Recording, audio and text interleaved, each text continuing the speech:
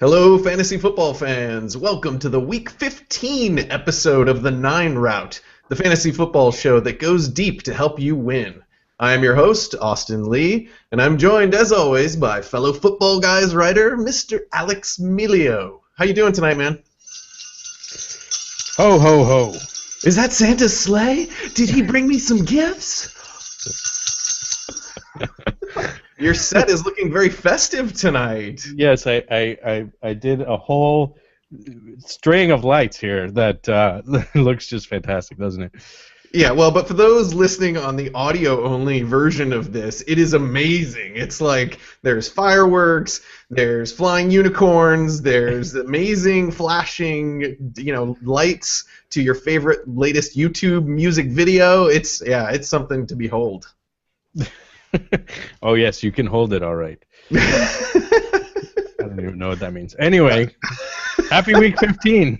Happy week 15, Alex. That means that either you're hopefully sitting in your championship run here. Hopefully you've got one more win. Hopefully you didn't have Peyton Manning starting for you last week.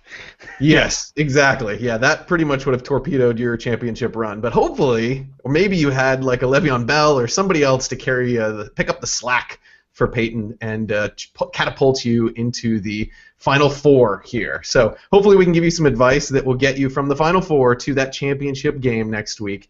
And we'll hit you with the news and the injuries. We'll give you some advice for people who are going towards your championship game, as well as offer you some daily fantasy picks if you're out of your championship run. You can always play weekly fantasy football. That is also fun. And we've got some great divisional games this week, so I'm excited about this week of football. You know, the NFL lately has been packing all the divisional games into those last couple of weeks, and I kind of didn't like the idea of like playing the same team 2 times in 3 weeks, but it sure does add some excitement to the end of the season. So yeah, that Washington-New York game is just thrilling. Yes. Simmer down there. There's some good games this week. Let's not start negative. But speaking of negative, let's start with Thursday night football. Yeah. Speaking of negative, let's talk about Thursday night football. We've got Arizona at St. Louis. A divisional battle between defensive heavyweights, and I think that's a nice way of saying their offenses are terrible. So, tell me, Alex, is there any fantasy relevance here? If you have one of those two defenses, then yes. I actually really like both. I mean, the Rams defense has posted 2 shutouts in a row, and just is playing lights out football right now. And I think they're going to do some bad things to Drew Stanton this week. So I like them a lot. I know that it's really tough to keep up that momentum. You think that they can't possibly do it a 3rd week in a row, but they're playing really well. And it's like was it last? I think it was last year or a couple years ago when the Seattle Seahawks defense caught fire in the second half of the season. It feels very familiar. So I like the Rams. I also like the Cardinals defense, not quite as much, but they're good defense, and the Rams offense isn't terribly good. Yeah, I completely agree. I think St. Louis is the way to go, and other than that, sort of stay away from this one. Don't get too excited about the Thursday night players. I see people talking about like Kerwin Williams and Jerome Brown. Somebody's going to score points, but you don't know who it is, so just be very careful. There's no guarantee that someone will score points, Alex. There's no guarantee it's going to. Yeah, that's true. But I would just stay away offensively. Yeah. Yes. Let's move along. Yes. Let's talk about Miami at New England. It's one of the 1 p.m. Eastern Sunday games. Alex and I are Miami fans. How do you think Miami's going to do in this game? You know what? The Dolphins' offense was pretty good for a little while there. They've slowed down. Well, the whole team has slowed down a little bit. But they're going up to Foxborough. It's going to be a tough game. Nothing like Week 1 when they had the great showing on offense. So I would probably stay away from that offense altogether as well. Yeah, I think New England makes for a really nice play here. The Miami run defense has not looked that great, so maybe. I mean, they gave up 6 sacks last week, and they're sticking with Dallas Thomas at right tackle, the Dolphins, so that the Patriots must be just laughing right now. Yeah, a turnstile there is awaiting. So New England is licking their chops at this one. Let's see. Brandon LaFell, I think, it makes a decent play here. He's been a little bit quiet as of late, but I think he could pick it up in this matchup, even though Miami's got a decent pass defense. I actually, I'm gonna break with form here You and say are. I actually like LeGarrette Blount this week. Holy cow. Yes, it's amazing. But yeah, no, I think that this week the Dolphins' defense hasn't been very good against the run the past 3 weeks. Forsett didn't have a huge game last week, but he did have a nice game. And I think the Patriots are probably going to try to pound the rock this week. So I like Blount this week. And I think they're going to be up big, so I've got Blunt ranked fairly high as well. And Jonas Gray hasn't been seeing many snaps or carries or touches or anything like that. Shane Vereen has been kind of hit or miss, so I think Blunt's the guy you want there for sure. So I have him higher than usual. Let's talk about Green Bay at Buffalo. Green Bay's been on fire, but the Buffalo pass defense is pretty decent. Do you think they'll be able to slow down the Packers here? I think it could be a bit of a letdown game for the Packers' offense, but it's Aaron Rodgers. He's the MVP. He's playing like an alien right now, just so good. So I don't think that I don't think the Buffalo defense is going to slow him down too much, but it could be kind of a mortal game from Rodgers. He could throw for 285 yards and 2 touchdowns, which is still a pretty good game, but it's not like a huge score that you have come to expect. Yeah, and Sammy Watkins on the other side of the ball has been pretty quiet lately, and I'm like waiting for that moment for him to sort of bust out. I think this could be the game. I think Julio this could be. Jones just had 259 yards receiving, and he left the game hurt. So it was he could have gotten to 300 last week. I think that we're not going to expect that much out of Sammy Watkins, but he could have over 100 yards and a touchdown this week, and I think he's a pretty solid play. Yeah, I think he's a good bounce back possibility here for him in this matchup, especially with Buffalo likely to be playing from behind. And Eddie Lacy is dinged up a little bit, but it doesn't sound like he's going to miss any time. The last I heard, are you hearing anything differently about his injury? I think he's going to be fine. I think we did see the Packers mix James Starks in quite a bit before Lacy left the game. So I do think they might try to incorporate Starks a little more than usual, just to kind of keep Lacy from aggravating an injury or keep him fresh. But Lacy should be fine. Yeah, I think part of that was to keep Lacy fresh. What's that? Well, I was going to say I don't love Lacy this week. I think that the Buffalo defense is pretty good against running backs. So having said that, he'll probably play and have a decent chunk of carries. I don't think he's going to have a huge week. Yeah, I think he'll have a little bit lower week than average. The James Starks thing, they were mixing him in a little bit to keep Lacy fresh, but also they got up so big so quick. I also wonder if part of the game flow was like, hey, we're up big, let's make sure we don't grind Lacy into the ground. It would have been interesting to see if Lacy got more work, if the game hadn't been quite so out of hand there. I don't know. I mean, Atlanta came back at the end, but it just seemed like in the middle that Starks got worked in more, maybe because they were up so big. What was your take on that? Oh, Starks was in on the first drive. Didn't he score the first touchdown? I mean, he was in from the beginning. I mean, yeah, I think that being up big early kind of maybe let them use him a little more than they would have. But no, he was involved the whole game. Yeah. Let's talk about another game, Jacksonville at Baltimore. The over-under on this one is just 42.5 points, but Baltimore is heavily favored here. So there might be some real opportunities for big scores for Baltimore here. Who do you like for Baltimore? Justin Forsett. He's on a roll. The Jaguars' run defense isn't nearly as good as their pass defense, so I think Forsett is and if they get up big, the Ravens are going to try to pound the rock with Forsett and Taliaferro. So I think he's going to have another nice game. Yeah, I'm looking at my normalized strength of schedule tool over at Football Guys, and their running attack over the past 5 weeks, the Jacksonville Jaguars have allowed 35% more rushing yards and 1.5 more touchdowns per game to teams on the ground. So they're just like a sieve when it comes to the running game. Whereas they're passing a sieve. Is it sieve or sieve? Sieve? I've always thought it was sieve, but maybe that's the southern pronunciation. Maybe English is not my first language, so. I'm serious. You don't believe me, do you? It's Cuban, right? Yeah, it actually is. Yes. Yes, It's a little known fact. I win. We learned something about Emilio today, or at least our listeners did. I knew this the whole time, or maybe I'm just a really good guesser. And the Jacksonville pass defense has actually been pretty decent. They've allowed 14% fewer passing yards than teams usually get when they play sort of an average defense. So anybody on Jacksonville here? Denard Robinson was sent to IR, so that's not an option for you. What about one of these receivers as a dart? Because Baltimore's as a pass defense has been pretty terrible until the Dolphins made them look good last week. Yes. I like Marquise Lee. He's kind of come on lately in the past couple of weeks. Seems like he's kind of taken over that role of Allen Robinson.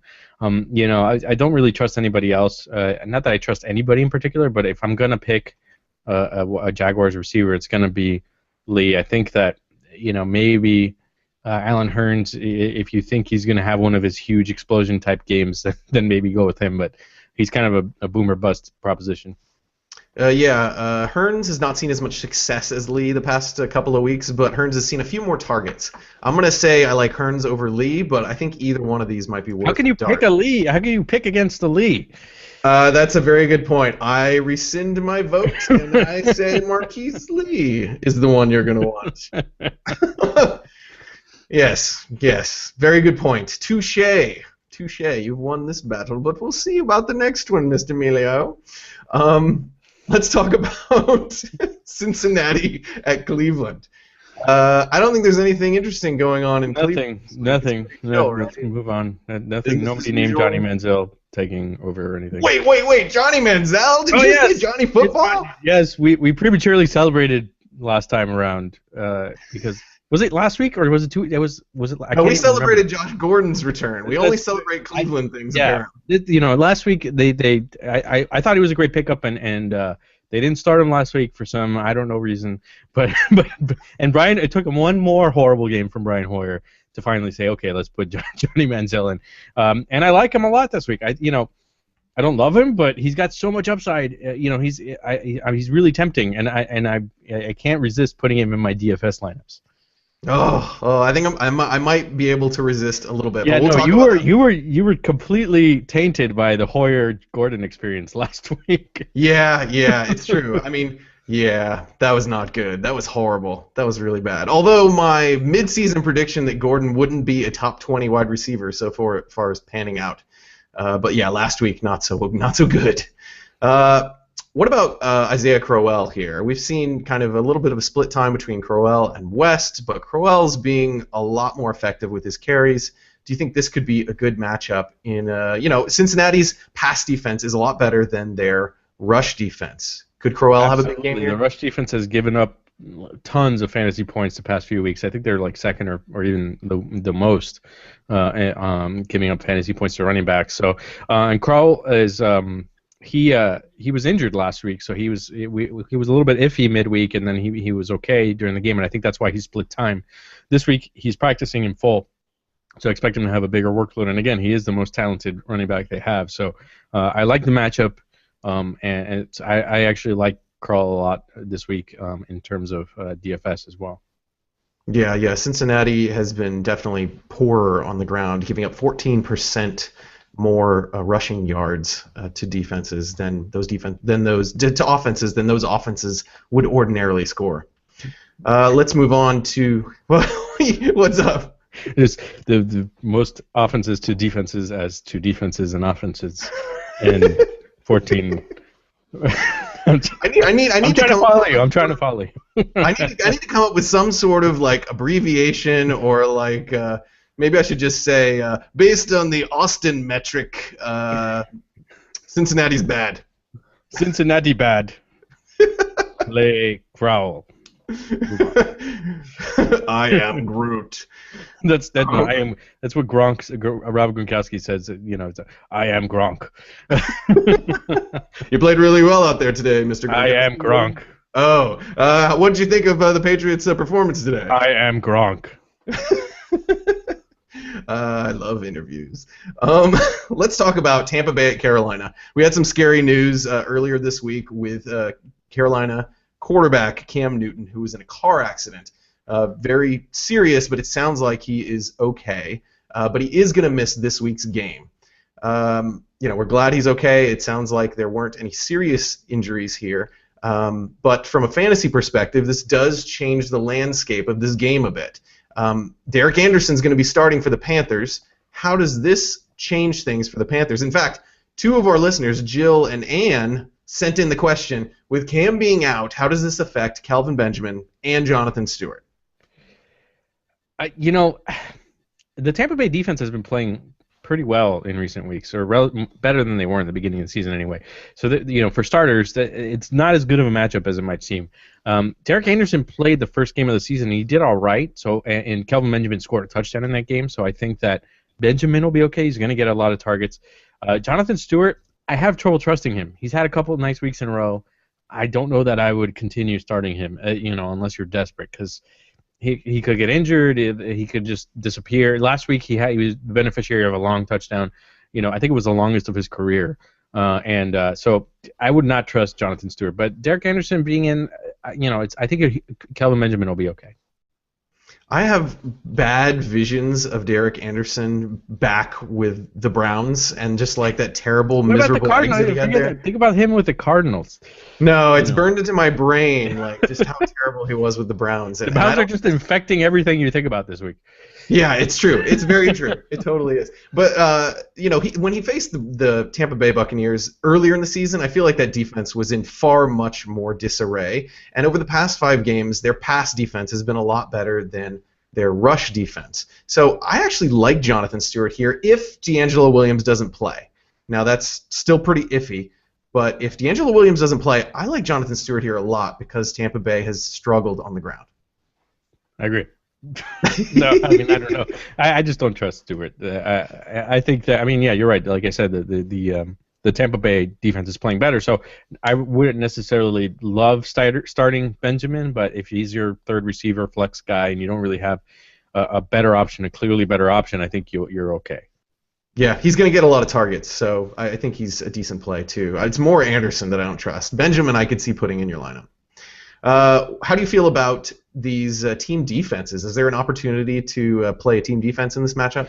I actually like the Tampa Bay team defense. I think that we could see a turnover, maybe some sort of touchdown on the defense or special teams this week.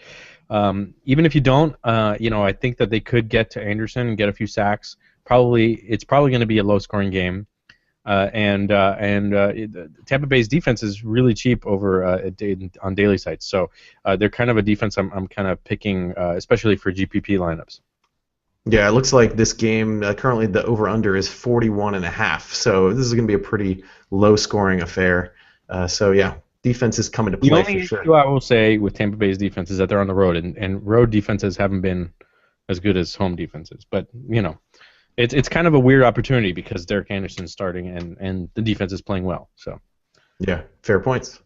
Let's talk about Houston and Indy. Another divisional matchup here. This one should be a little bit more high scoring. The over/under is 49 points. I think the big question in this one is whether Vontae Davis will play or not, because that could be a big difference maker as to whether you want to put DeAndre Hopkins in your lineup. What are you hearing? How tied is Hopkins' value to whether Davis plays or not? Hopefully Davis plays at least for Indianapolis' sake. The last time Hopkins, the Texans and Colts played each other, I believe Davis was healthy, and Hopkins had 1 catch for 12 yards.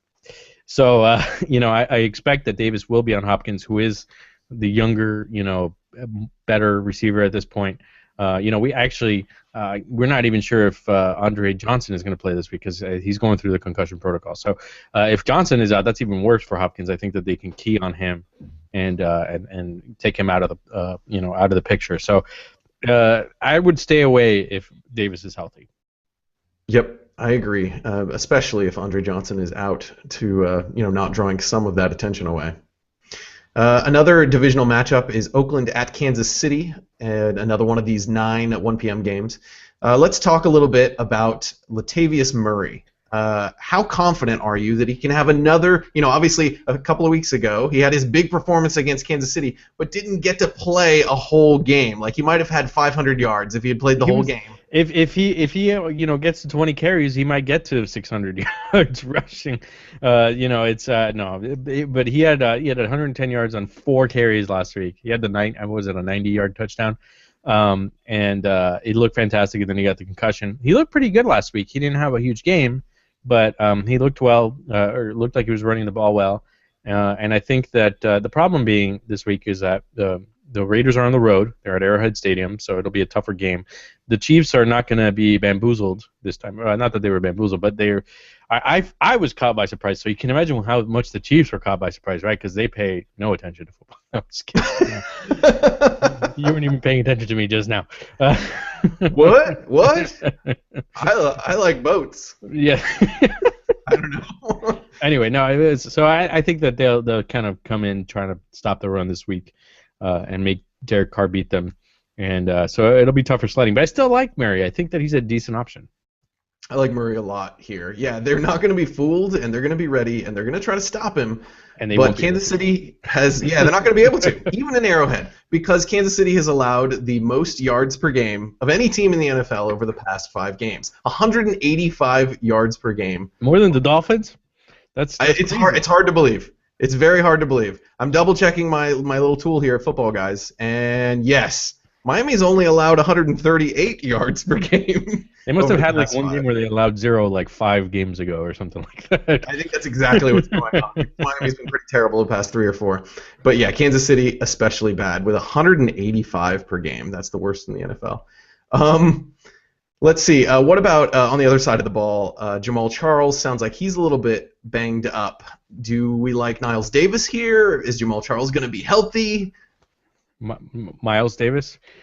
Yeah, sorry, Niall Davis. Did I say Miles? I don't know if you said. I think you said Niles Davis. You were like in the middle there. Yeah, Gnarls Barkley. I don't know. Yeah. I get them all confused. I think Charles is gonna be fine. It sounds like he's gonna be fine for this week. It's a great matchup for him.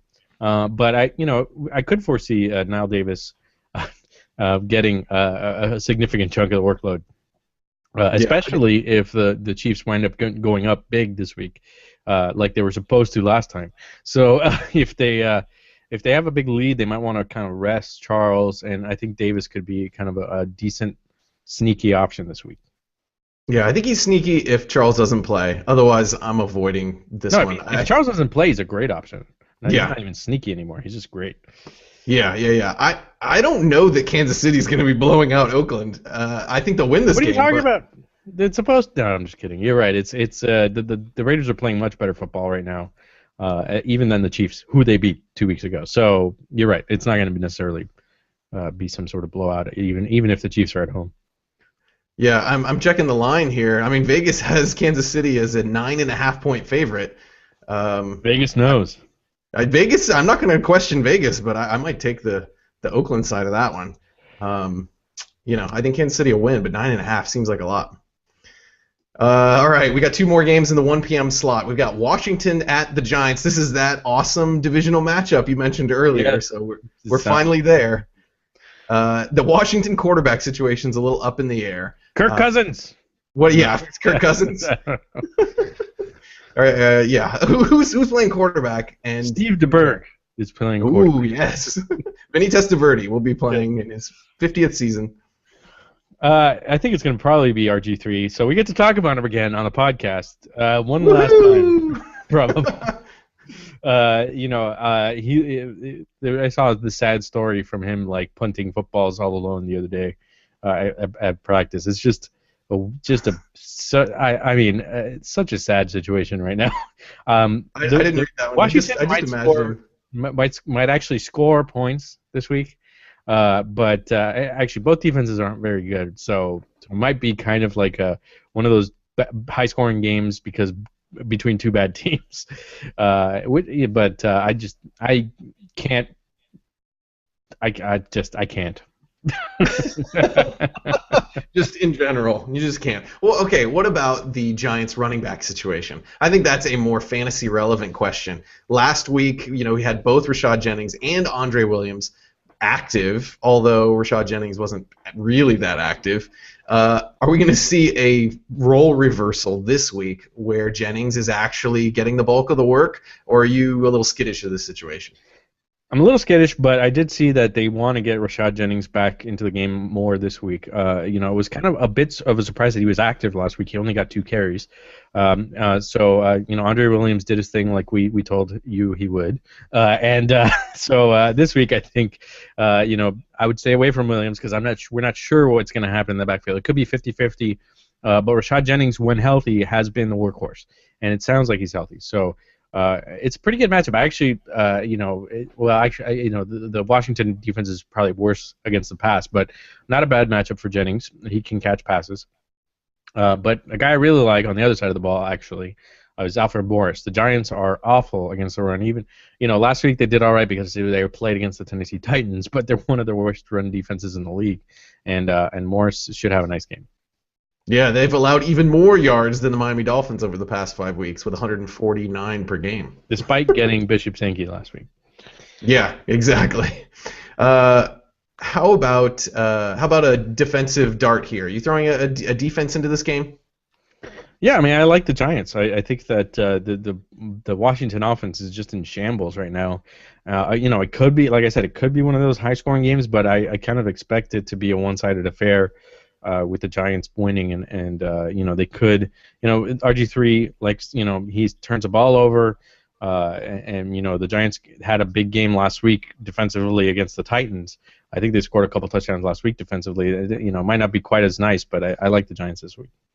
Yeah, and I think back to that running back question, I definitely have Jennings over Williams unless I hear a little different information coming out of the practice reports, especially with the Washington front being stronger than their passing attack. I think they're going to use Jennings in the passing game more than Williams will have success on the ground.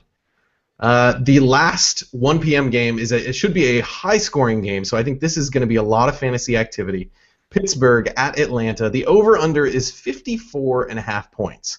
And the line is even, so this isn't a blowout. This is like two teams slugging it out.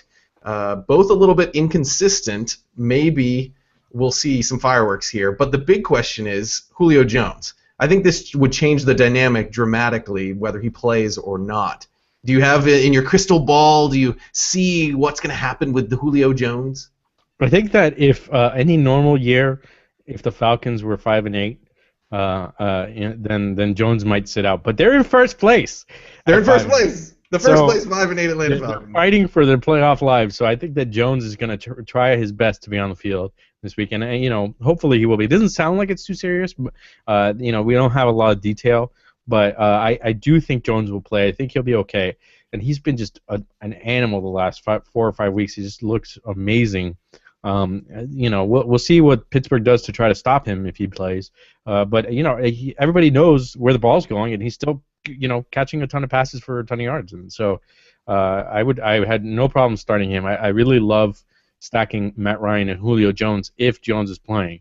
But if he's not playing, I really like stacking Matt Ryan and Harry Douglas. Yeah, I think that's a good call. If Julio's out, you definitely want to look at Harry Douglas here. I don't like Ryan nearly as much without Julio, but I think Harry Douglas comes into play.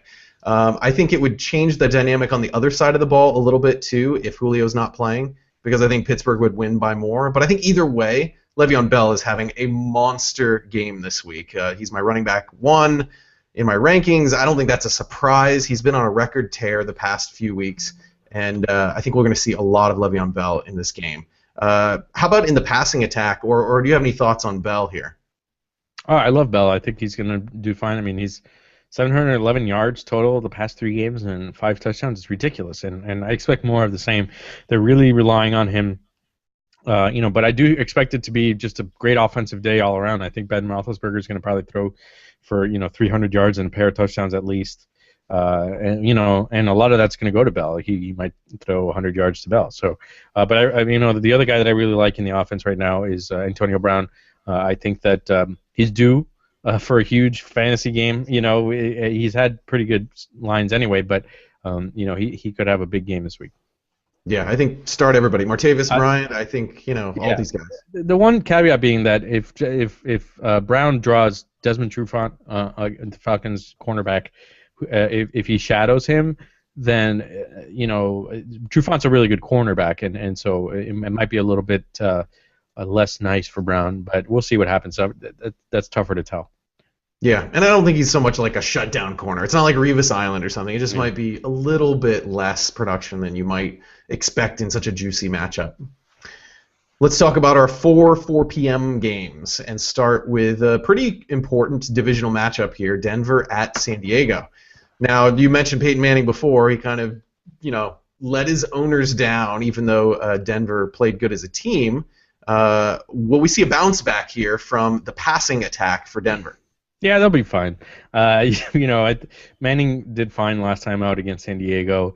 Manning's had 2 games in a row that were not very good. So that's not to say that it's automatic at this point, but I think that he's going to be fine. I think they're going to have to pass the ball a lot against the Chargers. Last week was just kind of some bad luck. It's not that Manning played poorly, although he did, have a couple turnovers, but they got the ball to the goal line for their touchdowns basically all day long, and then they handed the ball off and they scored. So there was no need for Manning to pass for the touchdowns.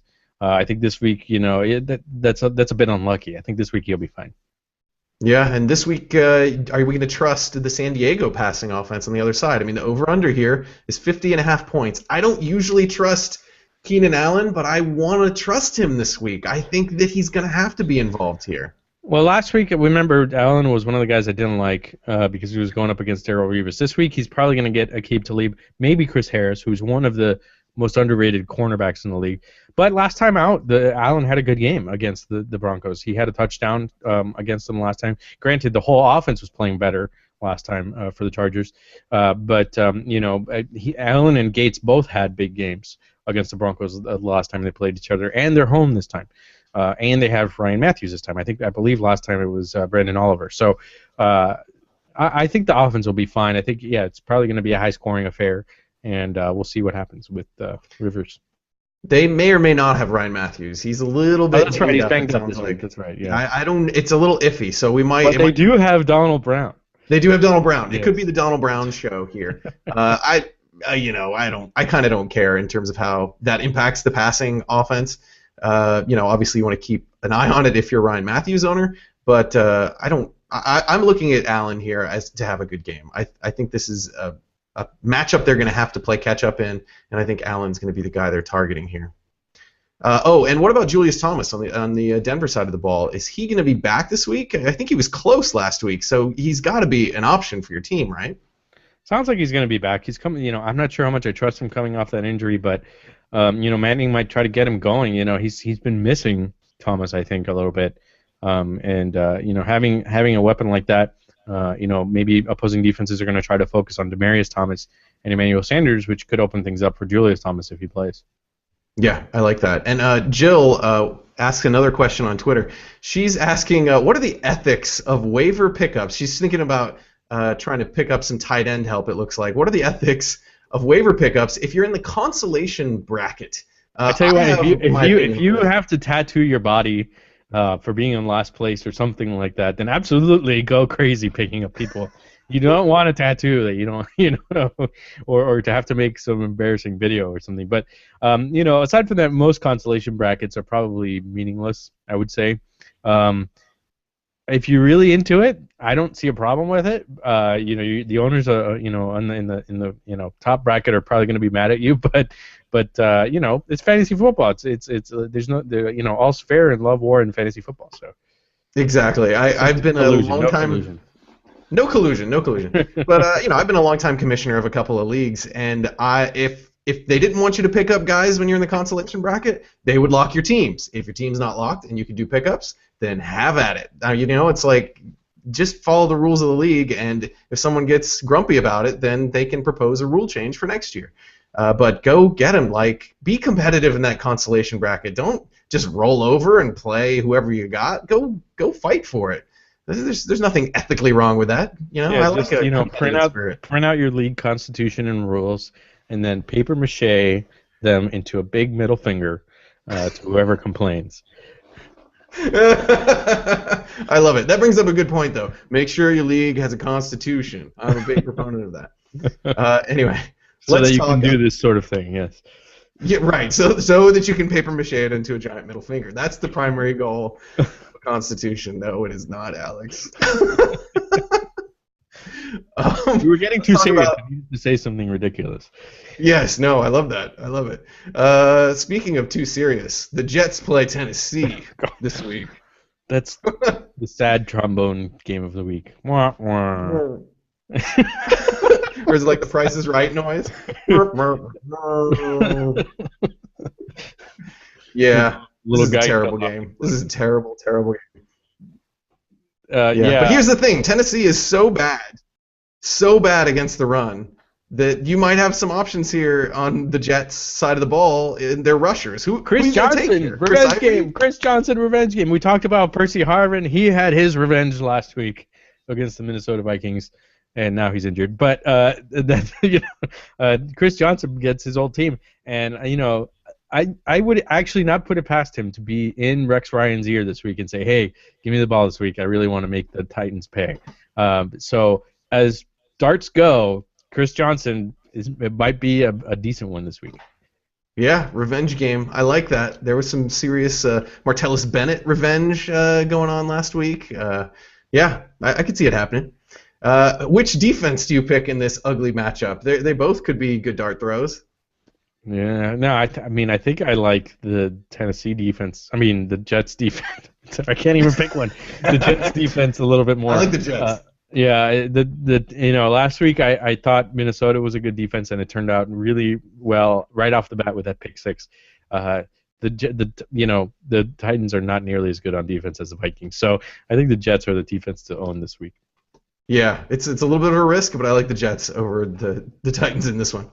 Let's talk about Minnesota at Detroit. Hey, guess what? When we're talking about Detroit, we have to bring up Reggie Bush being injured. Reggie Bush, that's just part of the thing. Check. It's on our contract. We have to just like RG3 every time we talk about Washington when he's healthy or almost healthy. And then we have to talk about Reggie Bush being hurt. Reggie Bush is out. Probably not out. He's injured again this week. Again, surprise. So I don't know if he's going to play this week. I like Joique Bell either way. I'm just going to say that. I like Joique Bell. Bell was the guy. Bell's the guy to own going forward. I think that he's going to be carrying the ball at the goal line. He's being used everywhere.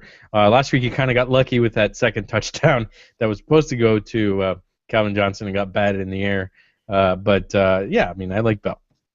I think it was completely planned. And Joique Bell is just a superstar.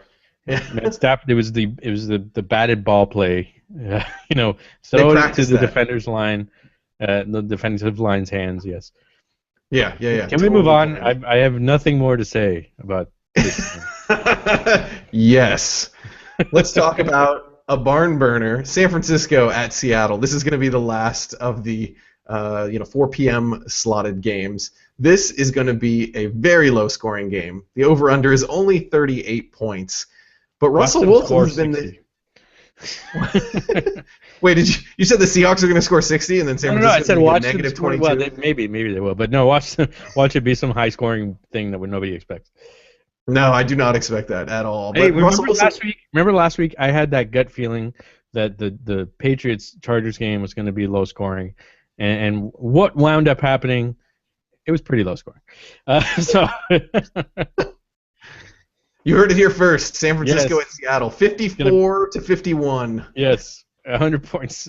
Russell Wilson has been the return touchdown. All punt returns. I love it. So Russell Wilson has been the quarterback 4 in fantasy scoring over the past 5 games, behind only Rodgers, Luck, and Big Ben. Does that entice you to get Russell Wilson into this tough matchup, or you're like, it's still the Niners? Their offense may be crappy, but their defense is still solid. It's a divisional game, so that's my first, red flag, right? Divisional games are generally played to kind of their history, like tough grind. In this case, tough grind them out games, like the one earlier this season when there wasn't many fantasy points to go around. The Seahawks are at home. I expect them to try to run the ball a lot. And kind of ride that defense to victory. So I think Wilson might be fine. I don't. I think I have him in my top 10 this week, but I don't think he's going to be top 5 option this week. Yeah, I actually have him outside my top 10 this week. I think I have him at 12. I'm not I might buying have it. him. I'm not looking at my rankings. It's around there for me too. Yeah, I mean, my thing is with such a low point total in the game, I think that even if he quote unquote plays well, I just don't see them scoring a ton of touchdowns. So I'm going to kind of stay away from that game altogether. Yeah, pretty much everybody. That's just an ugly game. Let's talk about Sunday Night Football. This is an appealing game for fantasy. We've Yes. got Dallas at Philly. I think it's going to be a very popular DFS game. We'll talk about this later. But the over-under is 55 points. Who you got here? Romo or Sanchez? I don't know. I like them both. What do you think? I like Sanchez more here. Yeah, no, he's at home. I like Sanchez more.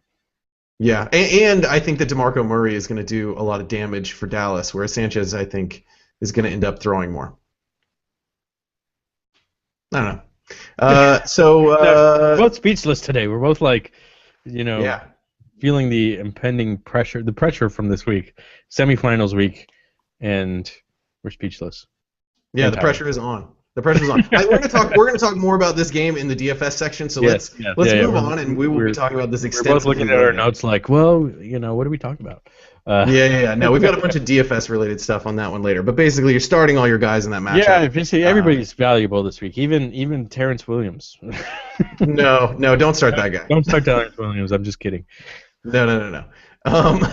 Let's talk about New Orleans and Chicago. Brandon Marshall has been sent to IR, done for the season. Marquise Lee is a sneaky good pickup, I see here in the Marquise notes. Lee? Yes, Marquise Lee. I mean, sorry, Marquez Wilson. I got him confused. There's Marcus. You just wanted to make up for your earlier gaffe. Yes. You dissed your namesake. My long lost brother. I just want them all to be Lees. All of them. Tell me about Wilson.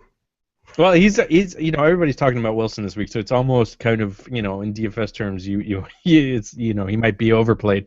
He's really cheap option everywhere, and I think he's going to be fine. I think he's going to have a pretty good game this week. It's going to be a high scoring game, I think, but I don't think you can at that price over DFS. We'll talk about it more. He's minimum salary everywhere pretty much.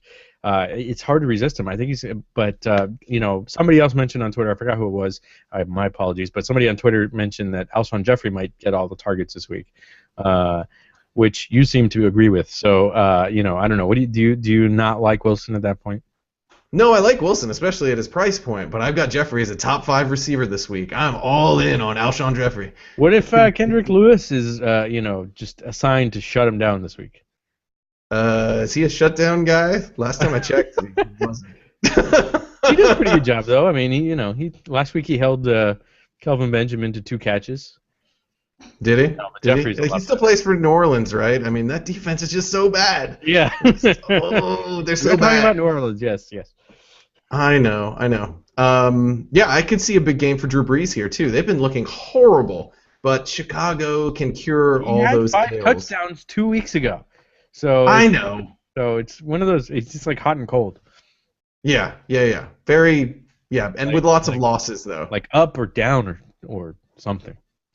Yeah, sideways. I can see this is a bounce back game for Drew Brees. I like him here. This is going to be a high scoring affair, and Kenny Stills is going to see action. What about Jimmy Graham? He's been doing nothing the past 2 weeks.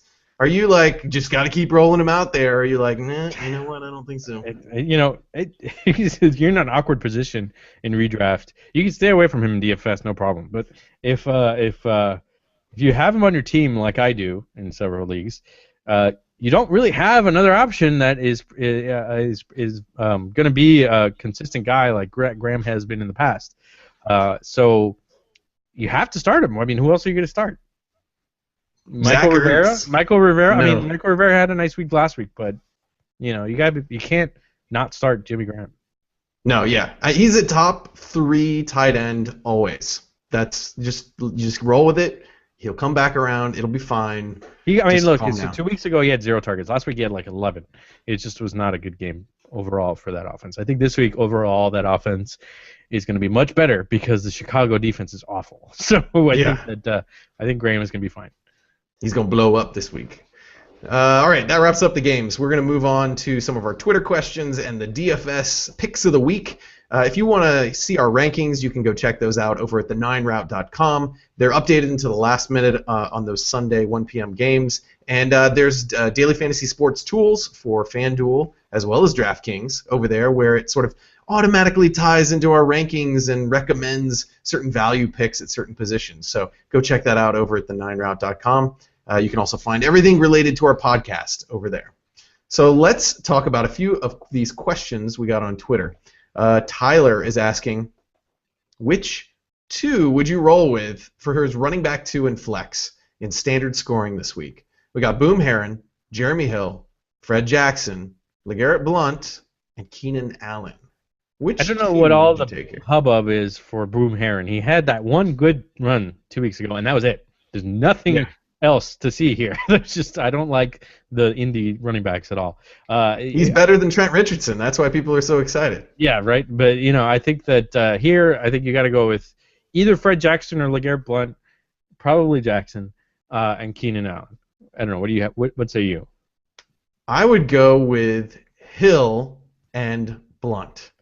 There's been a lot of rumors floating around that Jeremy Hill is going to get a significant workload increase this week. It could end up being nothing, but there's a lot of smoke around this situation where they're saying they don't like the split backfield for the Bengals, and I actually bumped Hill up in my rankings pretty high this week. I think I have him at like 16 or something like that, and none of these other running backs are really close to that. So I would go with Hill and Blunt here. I think Blunt's a safe play against the Dolphins.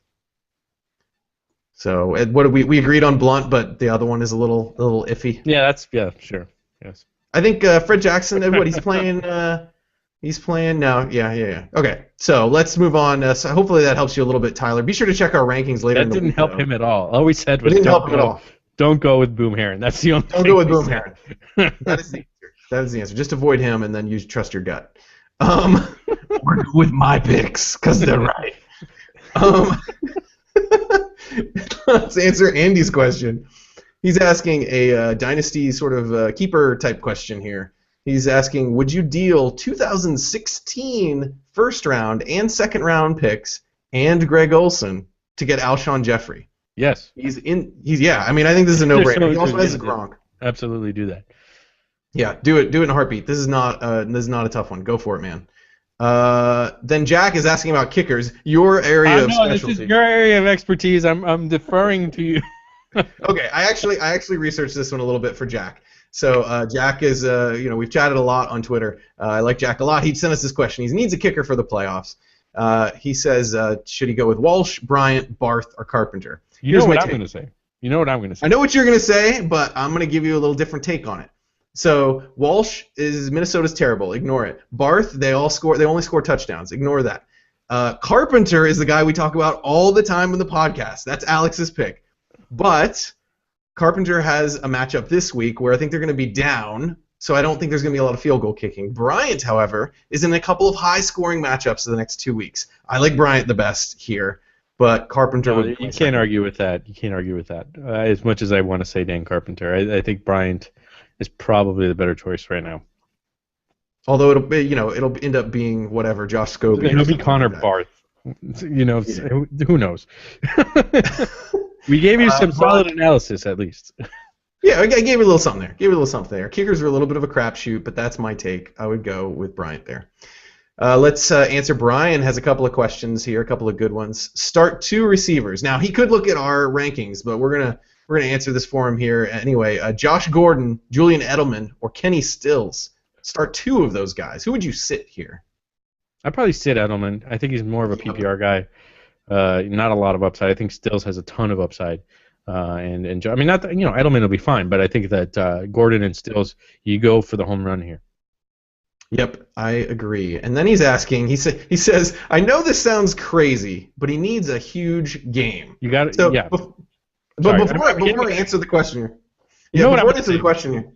Yeah, I think I know what you're going to say. Before I even propose the question here, when I'm looking at who to start, I almost never look at who my opponent has up against me, even if they're like an amazing team. Anything can happen on any week, even when you're against the best team in your league. Now, if there were a bunch of Thursday games, like a Thanksgiving situation, and they scored a bazillion points on Thanksgiving, and then you have to set your roster, that's a little bit different. But if neither team has started any players yet, and it looks a little lopsided, just play the better player. Don't get creative. So the question is Tom Brady or Johnny Manziel.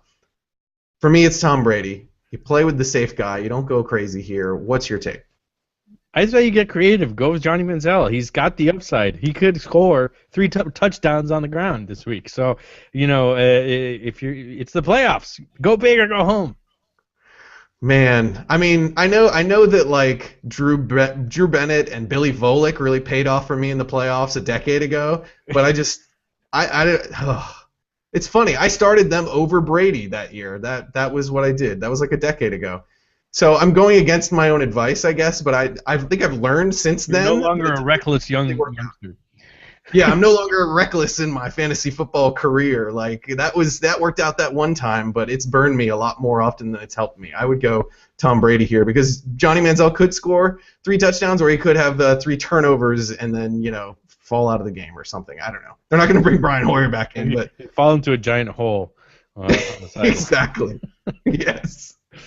All right, let's talk about DFS. Thank you for sending in those questions, guys. We appreciate you listening. Let's talk about some DFS. Whoa, wow, we are way over time, but we're having fun. We're an extra long episode this week, yes. Yeah, extra special for your championship run. Okay, let's zip through these a little bit. At DraftKings, give me your stacks of the week. Well, I've talked about Johnny Manziel and Josh Gordon already. They amount to 13,300 together, which is pretty low.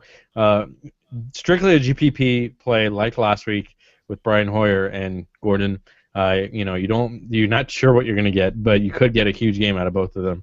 There might be some motivation for both guys this week, because it took Manziel so long to get in, and Gordon was called out for being out of shape, quote unquote. So, I think that it could be an explosion from these two.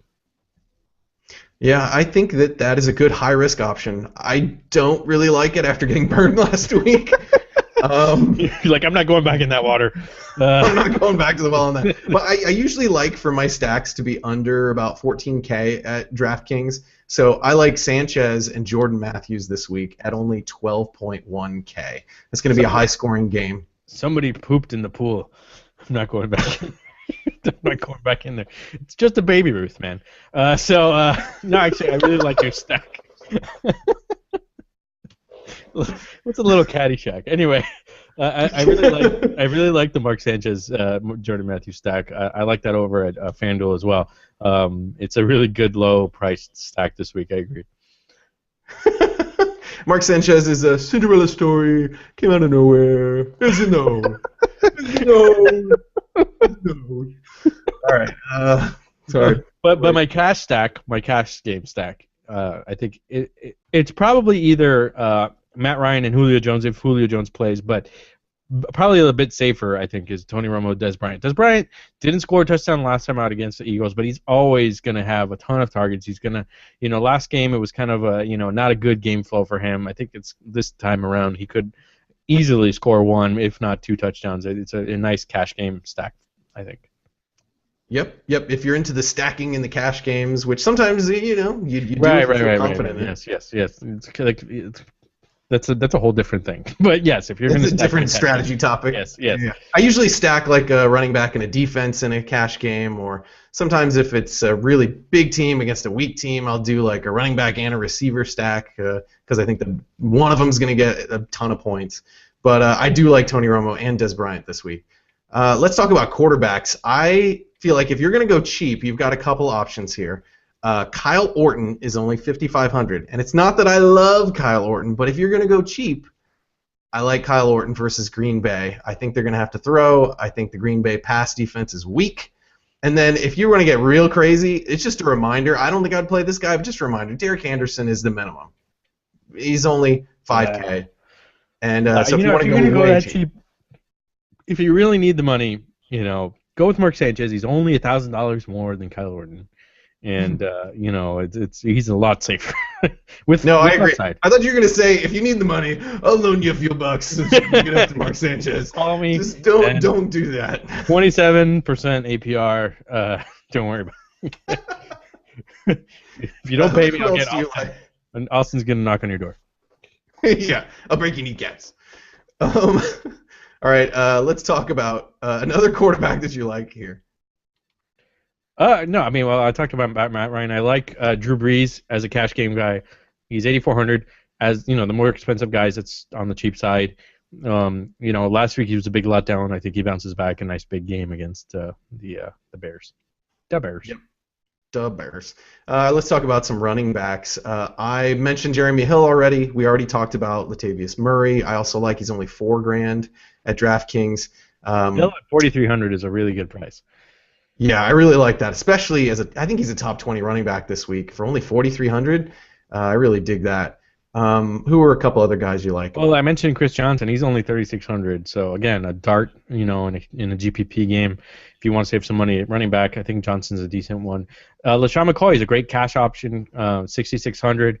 Not a bad price. And I think last week he had a down week, but that was kind of expected against the Seahawks. This week he goes up against the Dallas Cowboys. He had a big game against them last time. Alfred Morris, only 5,000. That's not bad. And Isaiah Crowell, we talked about him earlier, 4,900. He's probably going to get a bigger share of the workload this week, and not a bad. I think he's not a bad GPP or cash game option at that point. Yeah, and then moving on to wide receiver, we talked a little bit about Sammy Watkins. He's only 5,600 at DraftKings. I like that price, especially for a tourney play. A couple other tourney plays if you're going to go cheaper. I like Martavis Bryant at 4,800 and Marquise Lee at 3,600. See, Ali is on my list. Yes, he's on your list. Yes, very good. Redemption here a little bit, but I really love the two other guys you have on your list even more than my guys. So tell me about those guys. I love Dante Moncrief. I think that Reggie Wayne is kind of, showing signs that he might be done. It's a Houston has given up a ton of fantasy points to wide receivers this season. I mean, T.Y. Hilton's probably going to burn him, but Moncrief could have a big game as well. He's only 4,000. And then again, Marquez Wilson. He's minimum salary. A guy you can probably throw into any lineup this week, just because he, by virtue of him being the de facto number 2 receiver for Chicago and probably getting a ton of targets. I think Wilson is going to be incredibly heavily owned this week. That's the only downside, but it's one of those things where it's like if you figure somebody's going to be heavily owned, it's kind of a strategy thing.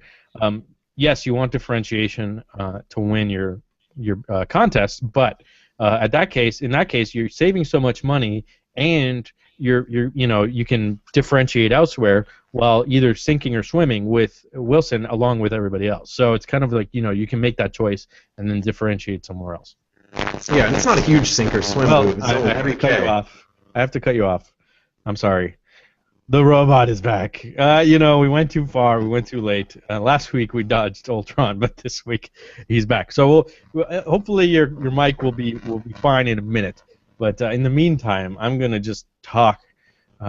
So hopefully you guys out there don't mind me talking for 5 minutes straight or something. But 2 minutes. At tight end, I really like Antonio Gates this week. I keep spamming him in here as people that I like, but as people, tight ends that I like. He's only 4,500. He scored a couple touchdowns last time out against Denver, so I think that he could have another nice week this week. And Delaney Walker, he's only 4,400 against the Jets, who have given up a lot of fantasy points to tight ends this season. He had a bit of a down week last week, but I think Walker could bounce back. He's probably going to get a lot of targets this week. Jake Locker's back in at quarterback, and I think he likes to throw the ball to Walker. So, and you like Julius Thomas. He's only 5,100. That's a huge deal if he's fully healthy. And you're giving me the sign that you want to try your mic. So let's see what's going on. Do I sound like a robot? Yes, you do. Curses. So moving on, Dwayne Allen. He's also a good price at 3,300. He came back last week, kind of had a down week, but and Kobe Fleener kind of saw some more success. But I think Allen is probably going to be a bigger part of the offense as things move along. And I agree. I like the $3,300 price. Now, let's move on to defenses because I'm talking by myself here. Are you back yet? Let's hello. Can you hear me? No, you can't even hear me. So New England, you love New England at 2,800 against Miami. That's not a bad price. Um, I don't think the thing is that Miami's not a turnover-prone team, so that's not necessarily you're doing it for the sacks, but it might be one of those games where you don't see much in terms of turnover. I like the Giants at 3,100 against Washington. That's a little bit on the pricier side, which means that but a little bit safer. On the other side, that's a little bit cheaper is Tampa Bay again. They're playing against the Carolina Panthers, who are starting Derek Anderson, and they're only 2,400 at Draft Street or DraftKings. It used to be Draft Street before DraftKings bought them. If you can't see me out there, I'm like tugging on my collar here. Austin, are you back? Can you hear me now? Yes, you're back. Welcome back. Wow. Thank you. I was drowning. I'm glad you're back. I couldn't hear a single word you said, but I'm sure it was amazing. It was all speaking highly of you, yes, and singing the praises of your microphone. Fantastic. So, are we in FanDuel stuff here? Where did we leave off? I just finished defenses. I don't know if you have any thoughts on tight ends and defenses over at DraftKings, but that's what I just did. I like the New England Patriots against our Dolphins. Call me a bad Dolphins fan, but I think New England at 2,800 is a good pick here. I think Revis is going to shut down Wallace, and it's going to be an ugly, ugly game in a cold weather Foxborough situation there.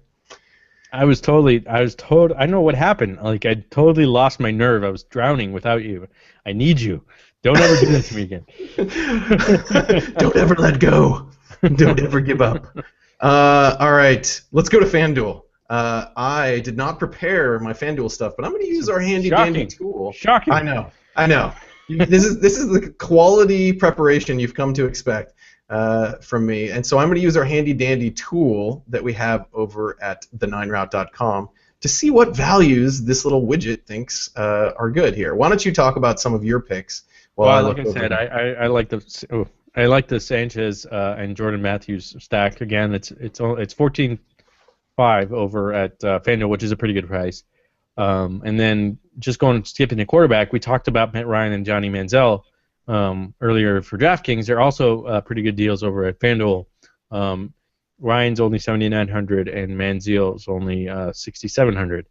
And I put down that he is playing versus Cleveland this week, so clearly.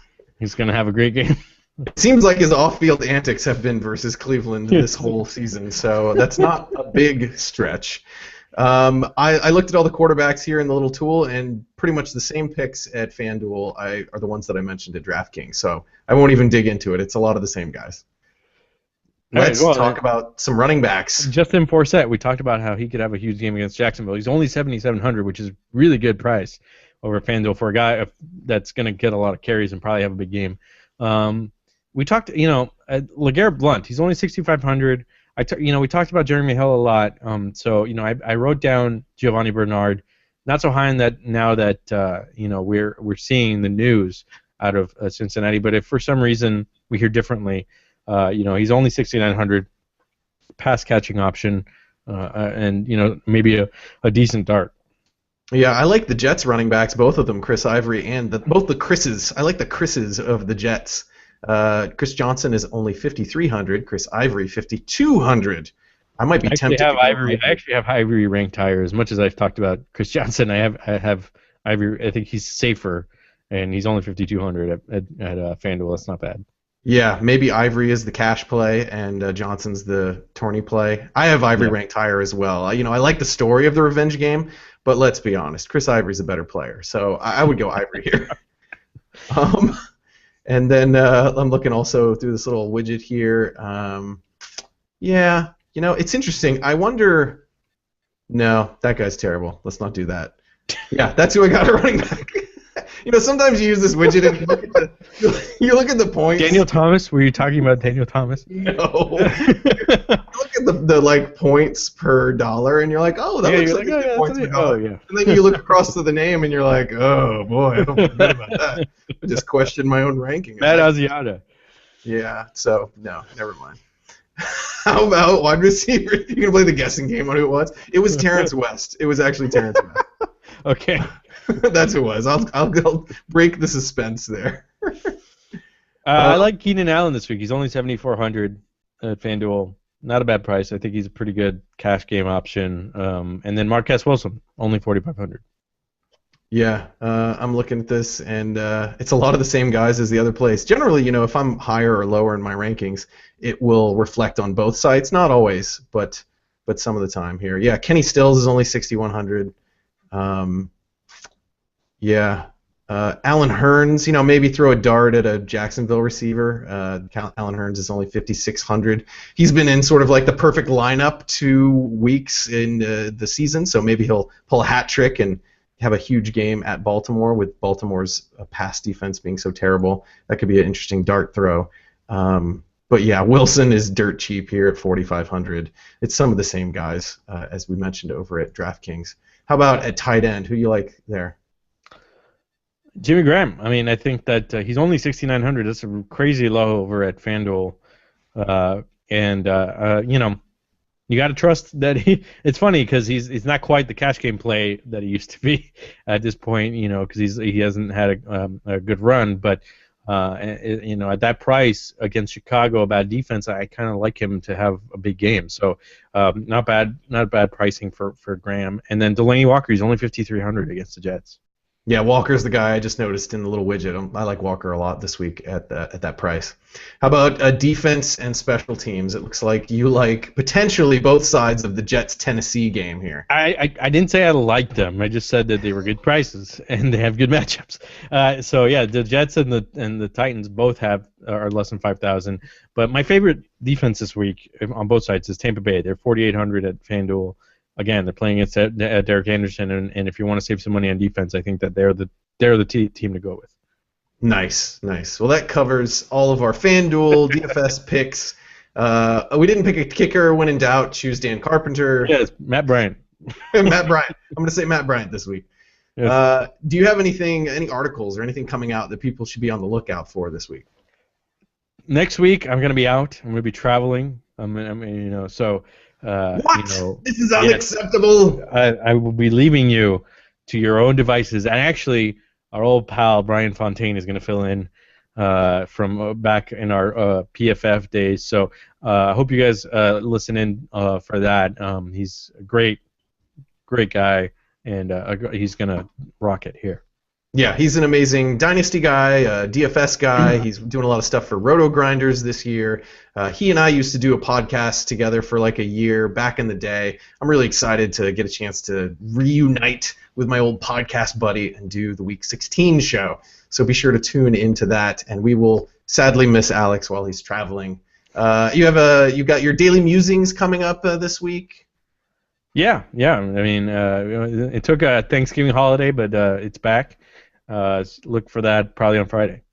Nice. And I've always got my normalized strength of schedule article over at Football Guys, and be sure to check out all the good content that our pals at Football Guys are churning out. That's all we have for tonight's show. Sorry we went a little bit wrong and a little bit wrong. A little bit wrong and a little bit long. Yes. And sorry for the microphone issues there. I appreciate you sticking with us and listening. If you want to reach us on Twitter, you can find Alex at Alex Emilio and me at Austin NFL. Please chat it up with us. We love talking on Twitter. Until next time, may your players stay healthy, your sleepers wake up, and your Monday nights be filled with miraculous comebacks. Good night. You're so festive.